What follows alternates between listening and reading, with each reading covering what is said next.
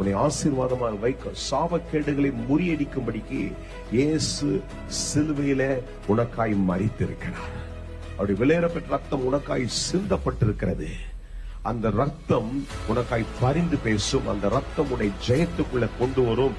அநேக நேரங்களில் இது நிமித்தமாய் இருக்குமோ என்று சொல்லிவர்கள் அங்கலாய்த்துக் கொண்டிருப்பாய் என்றால், நீ செய்ய வேண்டிய ஒரு சுலபமான ஒரு காரியம் என்னவென்றால், இயேசுவே நீர் எனக்காய் மரித்திருக்கிறீர், இயேசுவே என்னை நீர் மீட்டிருக்கிறீர், இயேசு கிறிஸ்துவின் ரத்தம் என் வாழ்க்கையில விலையேற பெற்றது, இந்த ரத்தத்தினால என் வாழ்க்கையில ஜெயம் உண்டு, இந்த ரத்தத்தை என் வாழ்க்கையில நான் சுதந்திரித்துக் கொள்கிறேன் என்று சொல்லி claim that blood in your life.